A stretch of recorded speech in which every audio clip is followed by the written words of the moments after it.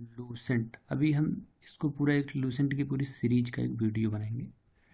इसमें first chapter से लेके आपको 11 चैप्टर, ये आपको यहाँ स्क्रीन पे दिख रहा होगा। अभी हम इसको स्टार्ट करते हैं, तो हम मूव करते हैं अपने पहले चैप्टर की तरफ।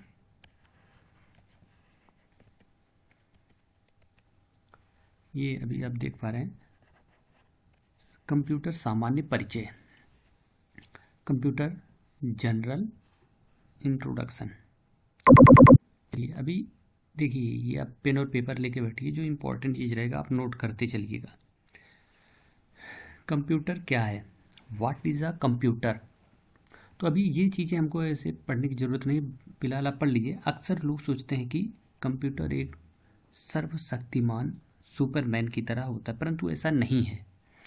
यह केवल एक स्वचालित इलेक्ट्रॉनिक मशीन होती है जो कि तीव्र गति से कार्य करता है और कोई गलती नहीं करता, मतलब कि ये एरर फ्री होता है। इसकी क्षमता सीमित होती है और यह अंग्रेजी शब्द कंप्यूट से बना है, जिसका अर्थ होता है गणना करना। अच्छा, हिंदी में इसे संगणक भी बोलते हैं, ये आप नोट कर लीजिएगा, कहते हैं। ठीक है, उपयोग, इसका जो हमारा उपयोग है वो बहुत सारी सूचनाओं को प्रोसेस करने में तथा इकट्ठा करने के लिए होता है। कंप्यूटर एक यंत्र है जो डेटा ग्रहण करता है, वह इसे सॉफ्टवेयर या प्रोग्राम के अनुसार किसी परिणाम के लिए प्रोसेस करता है।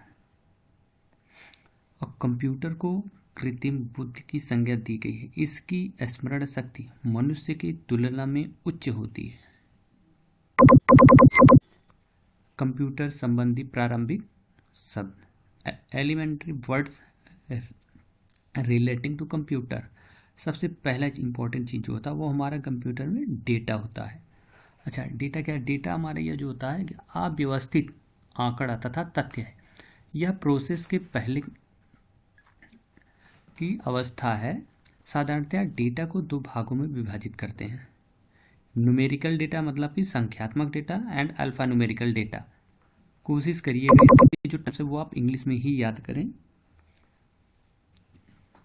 तो न्यूमेरिकल डेटा हमारा जो था, ये इस तरीके के डेटा में हमारे 0 से 9 तक के अंकों का प्रयोग होता है, जैसे कर्मचारियों का वेतन, परीक्षा में प्राप्त अंक, जनगणना, रोल नंबर, अंक गणितीय संख्याएं आदि।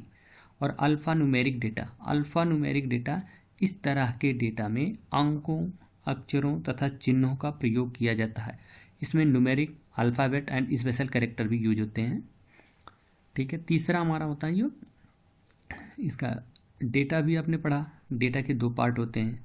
अब इसके बाद अभी हम दूसरा पढ़ रहे हैं सूचना, हमारा जो कि एक मेन इम्पोर्टेंट कंप्यूटर का। तो यह हमारा जो था अव्यवस्थित डेटा का, हमारा जो पहले डेटा होता है अव्यवस्थित फॉर्म में होता है, मतलब कि डेटा को हम एक डेटा हमारा जो होता है एक रॉ फॉर्म में होता है। उसको प्रोसेस करने के बाद जो हमें परिणाम स्वरूप मिलता है उसको हम सूचना कहते हैं। यह अव्यवस्थित डेटा का प्रोसेस करने के बाद प्राप्त परिणाम है जो व्यवस्थित होता है। अभी हम अगले पढ़ते हैं, कैरेक्टरिस्टिक ऑफ कंप्यूटर, मतलब कि कंप्यूटर की विशेषताएं। कंप्यूटर की क्या विशेषता होती है? यह तीव्र गति से कार्य करता है, अर्थात समय की बचत होती है। यह त्रुटि रहित कार्य होता है, जैसे आपने ऊपर भी पढ़ा होगा। यह एरर फ्री होता है, इसमें कोई एरर नहीं होता है। यह अस्थायी तथा विशाल भंडारण क्षमता की सुविधा देता है, मतलब कि यह परमानेंटली स्टोरेज करने के लिए, मतलब हमारा जो इन्फॉर्मेशन होता है हम उसको परमानेंटली स्टोर करते हैं, मतलब कि स्टोरेज के लिए इसमें क्षमता होती है। जैसे कि हमारी हार्ड डिस्क हुई, अभी तो टीवी में चल रही है। यह पूर्व निर्धारित निर्देशों, मतलब कि प्री डिफाइंड इंस्ट्रक्शन के अनुसार तीव्र निर्णय लेने में सक्षम है।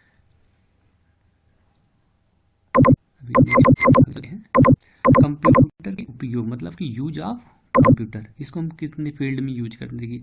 पहले तो एजुकेशन के क्षेत्र में, ठीक है, साइंटिफिक रिसर्च में, मतलब वैज्ञानिक अनुसंधान में, रेलवे तथा वायुयान आरक्षण में। अभी आप देखते होंगे ना, रेलवे एंड एयरलाइन रिजर्वेशन में बहुत यूज हो रहा है। बैंक में आपका सारा बैंकिंग का काम कंप्यूटर से ही हो रहा है।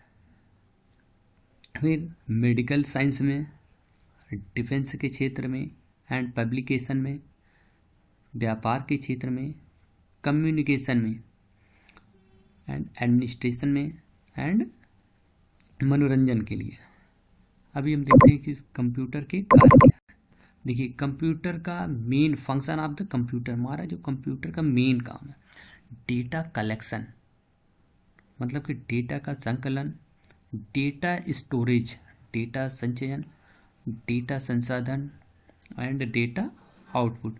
तो सबसे पहले ये देखिए, ये हमारा एक रॉ डेटा होता है, रॉ फॉर्म में होता है डेटा जो संकलन करते हैं। फिर डेटा स्टोरेज होता है, फिर डेटा प्रोसेसिंग, मतलब हमारे रॉ डेटा को प्रोसेस करके हमको जो आउटपुट मिलता है उसमें हम उसको डेटा आउटपुट बोलते हैं। डेटा प्रोसेसिंग और इलेक्ट्रॉनिक डेटा प्रोसेसिंग, ये अभी हम देखते हैं। कंप्यूटर के निर्माण से पहले निश्चित लक्ष्य को प्राप्त करने के लिए डेटा का संकलन, मतलब कि कलेक्शन ऑफ डेटा, डेटा का संचरण and storage of data and data processing, ये जितने कार्य होते थे पहले वो मैनुअल होते थे, जिसे डेटा प्रोसेसिंग कहते थे। जैसे जैसे टेक्नोलॉजी का विकास हुआ, इन सभी कार्यों के लिए कंप्यूटर का उपयोग होने लगा। इसे इलेक्ट्रॉनिक डेटा प्रोसेसिंग कहते हैं, मतलब कि ईडीपी। कई बार आपको इसका फुल फॉर्म ऑफ ईडीपी, इसे कहते हैं इलेक्ट्रॉनिक डेटा प्रोसेसिंग।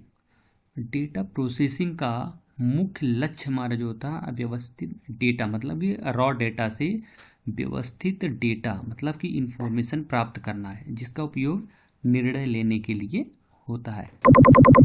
ये भी समझते हैं। देखिए, ये इनकमिंग डेटा, जैसे कोई भी हमको जैसे कोई भी डेटा प्राप्त हुआ, हम उसको इनपुट के रूप में, हमारे सिस्टम में बहुत सारे इनपुट डिवाइसेस होती हैं। जैसे मान लीजिए अभी हम, ये एक कीबोर्ड है, हमें कोई डेटा मिला, कीबोर्ड, ये हमारे इनपुट डिवाइस है, ये कीबोर्ड है।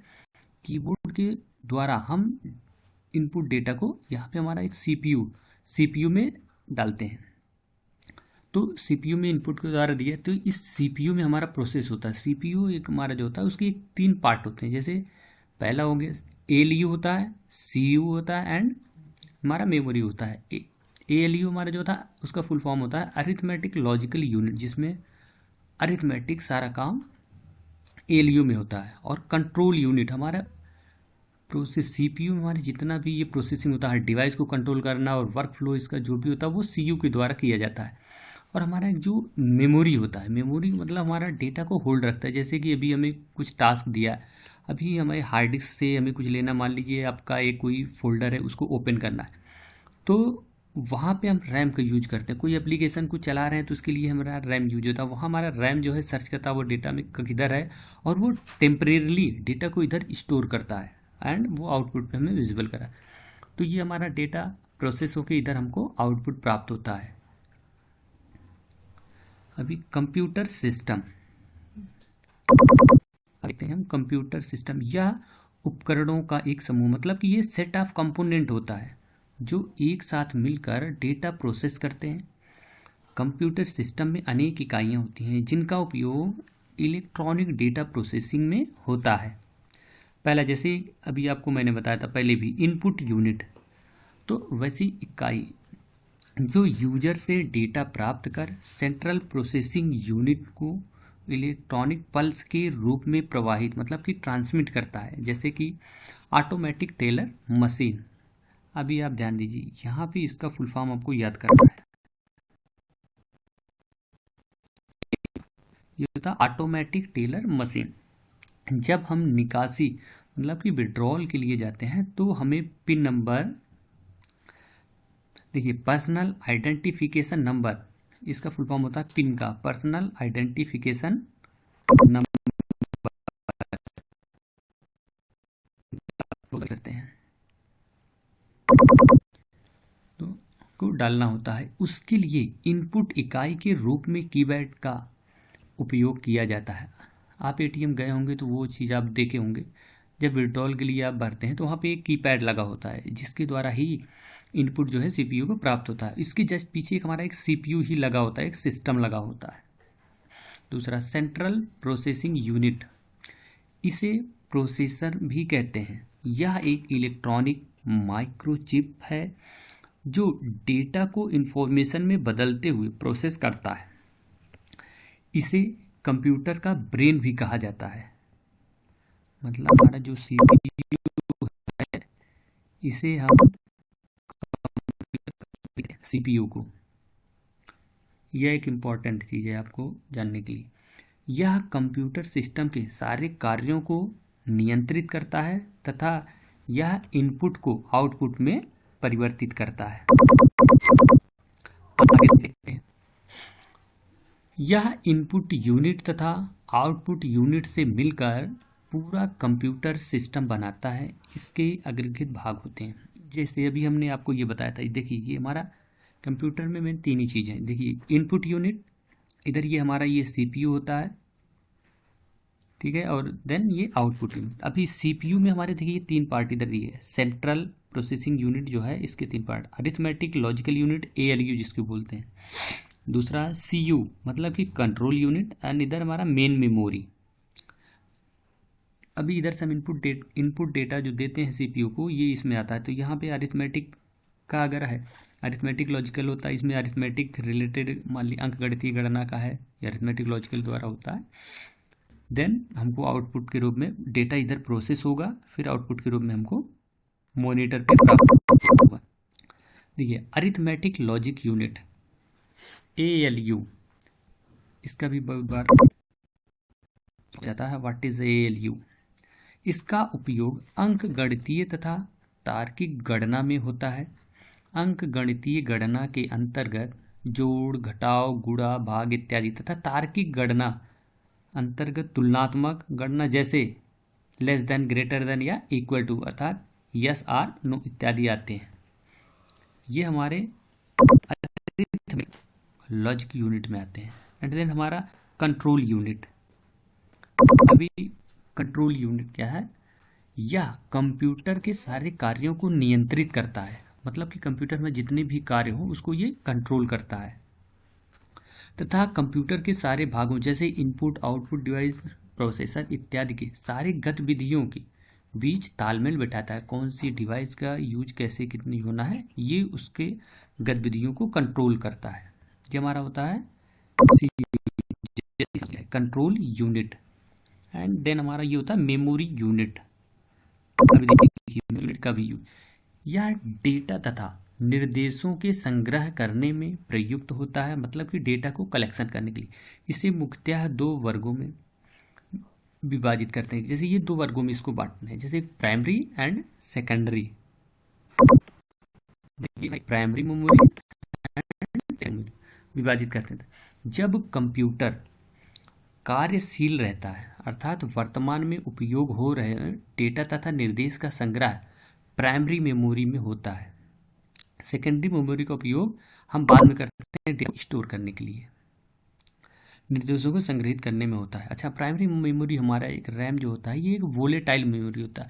वोलेटाइल इन सेंस कि जब तक आपका सिस्टम ऑन रहेगा तो डेटा स्टोर रहेगा, जैसे ही सिस्टम हमारा टर्न ऑफ और शट डाउन होता है तो वो डेटा डिलीट हो जाता है, इसलिए उसको हम वोलेटाइल मेमोरी कहते हैं। जैसे हार्ड डिस्क वगैरह हमारा हो गया, ये नॉन वोलेटाइल में आता है क्योंकि इसकी पावर ऑफ होने के बाद उसका कोई भी डेटा इरेज नहीं होता, इसलिए उसको नॉन वोलेटाइल बोलते हैं।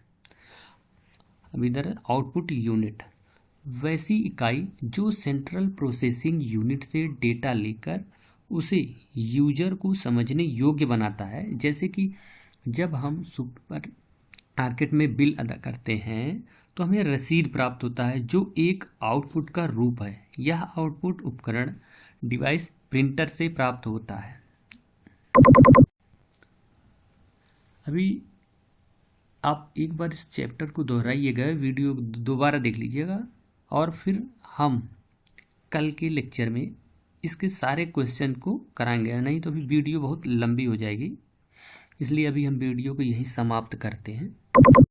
और अगर वीडियो पसंद आए तो लाइक, शेयर एंड सब्सक्राइब अवश्य करें।